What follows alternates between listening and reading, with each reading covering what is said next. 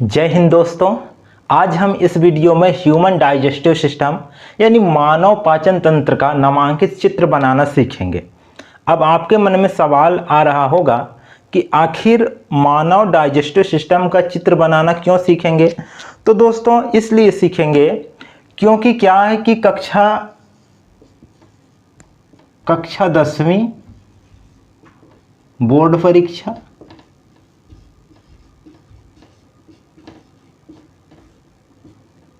एवं कक्षा 11वीं वार्षिक परीक्षा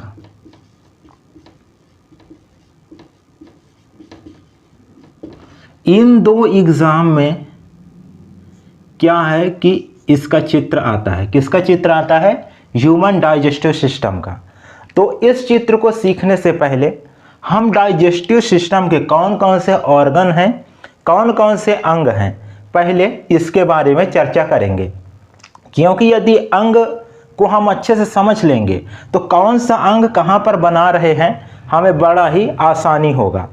तो चलिए एक एक करके पहले अंग को समझ लेते हैं, इसके बाद किस अंग को कहाँ बनाना है ये देख लेंगे।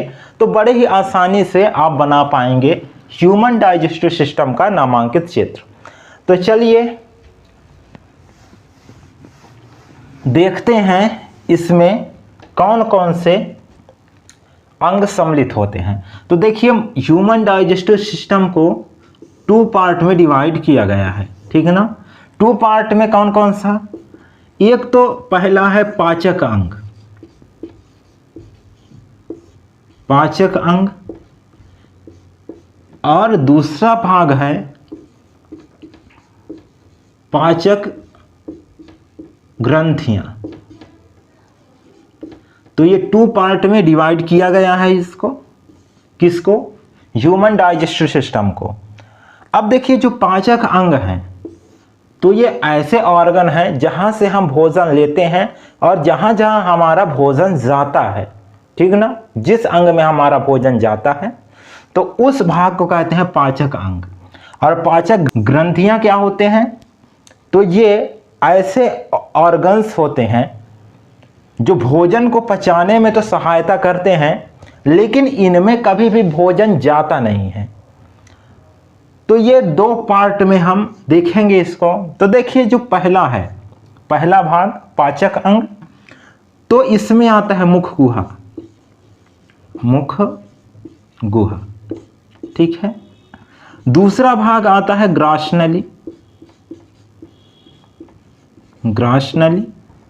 तीसरा भाग आता है आपका आमाशय,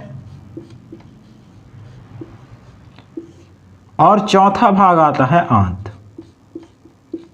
अब इस आंत को फिर 2 पार्ट में डिवाइड कर दिया गया है। एक तो है छोटी आंत और दूसरा है बड़ी आंत।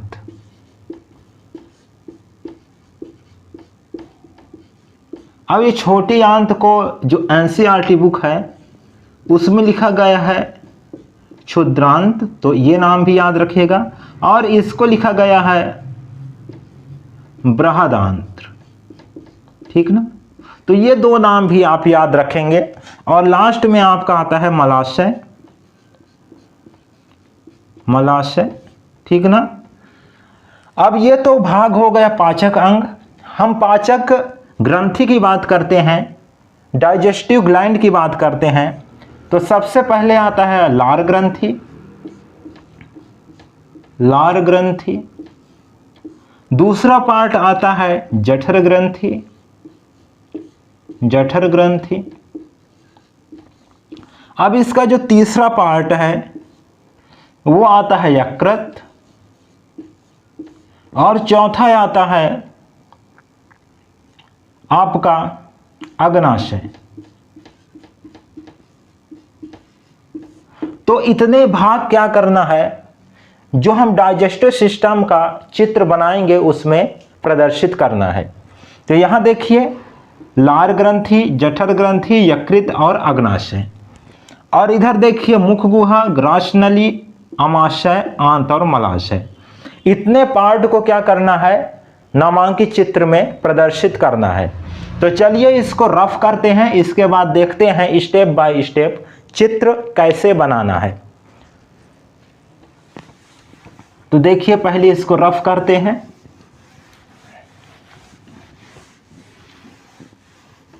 देखिए अब जैसे स्टेप बाय स्टेप मैं बना रहा हूं डायग्राम, उसी प्रकार से आप स्टेप बाय स्टेप अपना रफ कॉपी लेकर बनाएंगे तो आपको ही बड़ा आसानी होगा और आप भी बड़ी आसानी से बना पाएंगे।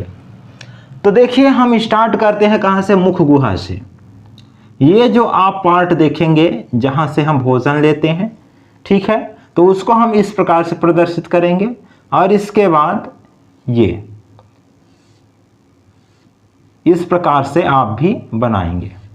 तो देखिए ये जो भाग है, ये भाग, ये मुख गुहा है। इसके बाद हम यहाँ कुछ और बना देंगे ग्रंथियाँ इस प्रकार से, ठीक है, और यहाँ भी एक और ग्रंथि इस प्रकार से हम ऐड कर देंगे, ठीक है। तो इतना आप बनाएंगे पहले। इतना बनाने के बाद आप क्या करेंगे, यहाँ से एक अर्धचंद्राकार संरचना बनाएंगे।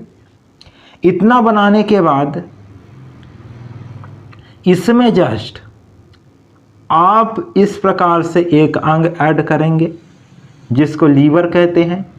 इसके बाद यहीं से ऐड करेंगे क्या, स्टमक, ये स्टमक ऐड कर दिए।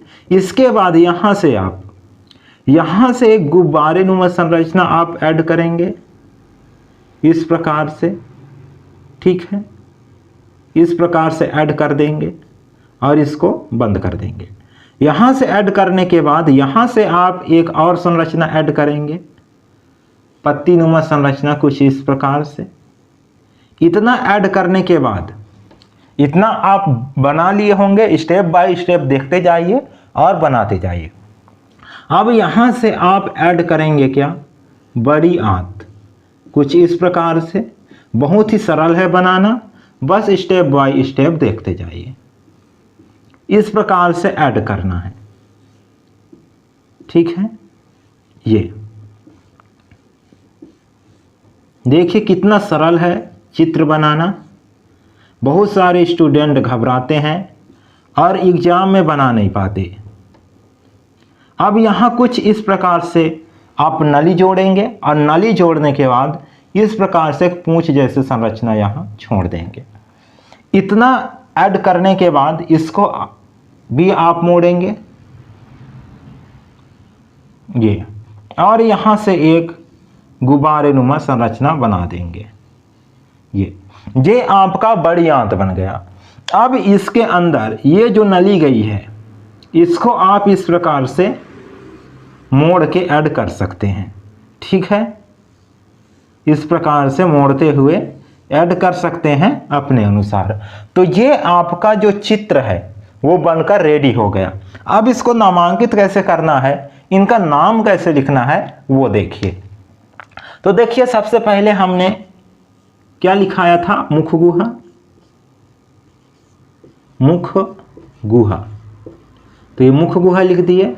अब इसमें क्या है कि जो ग्लैंड थे, जो ग्रंथियां थे, उनको भी हमको ऐड करते जाना है।